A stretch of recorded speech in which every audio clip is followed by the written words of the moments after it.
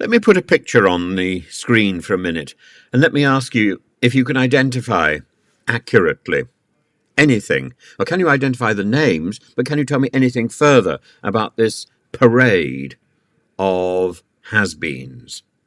Here they are. I'll help you out. Kemi Badenoch, Kemi Badenoch, James Cleverly. Oh, what's this person's name? Oh, Robert Jenrick and Tom Tugendhat. And in all the conversation today, Tom Tugendhat's name has been sort of barely mentioned. Poor man. The Conservative Party drama, rather than Philip Schofield, seems to be attracting all attention today.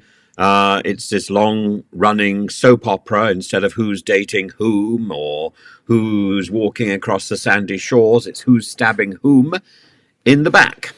And if you thought Thatcher had a dramatic hold over the party in the 1980s, well, this is a much more chaotic sequel. This is a cast of individuals that most people out of the Westminster bubble have never been privileged to know.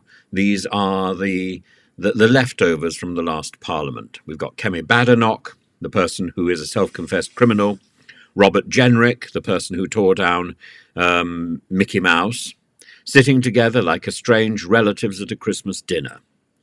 Jenrick, looking like he's auditioning for a role in a prison drama, somehow exudes even more intensity with each passing question. Kemi, though trying to play the cheerful one, manages to look like she's one step away from telling Jenrick to book his retirement. Jenrick admires her directness, which is code for she says things I think but don't dare utter. Kemi calls him a family man. Translation, off you go now, back to your family. Then there's the looming question, who's winning in the Conservative race? James Cleverly by a whisker, if we're to believe the latest polls. But let's be honest, Cleverly is about as well known to the British public as a contestant on Love Island is to highbrow theatre critics. Thatcher, with her ironclad popularity, could have taken one look at these polls and cracked a sly grin. At least she knew how to win hearts and crush unions with a bit more fanfare. And speaking of fanfare, and of course Mrs. Thatcher didn't have to rely on anybody else for gifts of costumes and dresses and holidays. And speaking of fanfare, enter Penny Mordaunt. She's here to add a bit of sparkle or even venom, depending on your perspective. Accusing Starmer of having a touch of Imelda Marcos about him was probably the most memorable line of the week. Sure, no one's expecting Sir Keir to turn up in an excessive collection of shoes anytime soon, but the comparison had us all imagining him lounging in Hawaii in exile, clutching an austerity budget with one hand and a pina colada in the other. Meanwhile, Labour's Pat McFadden was wheeled out to bore everyone into submission on Laura Kuenssberg. He's like that grey wallpaper you forget is there, steady but utterly uninspiring. He stared at the camera like a man who knows he's been sent into battle with a butter knife. But, he tried.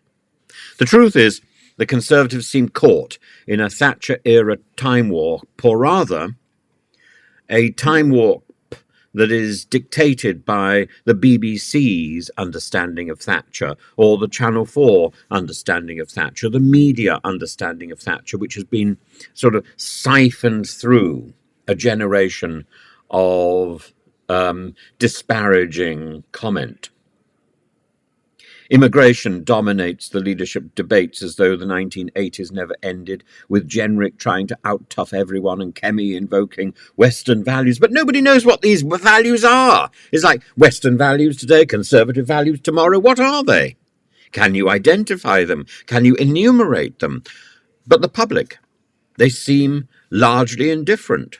Well, of course they do, because Jenrick and Kemi don't really know what they're saying. Over 60% couldn't pick a favourite candidate from a lineup, which in political terms is like being asked to choose your favourite type of paperclip.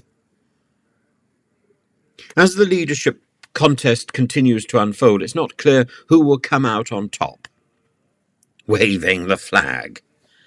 But one thing's for sure. The ghost of Thatcher somewhere sitting, sipping tea, chuckling at the whole spectacle. No, let me finish. Because in the end, if there's one thing she mastered, it was making sure that everyone knew exactly who was in charge. Even if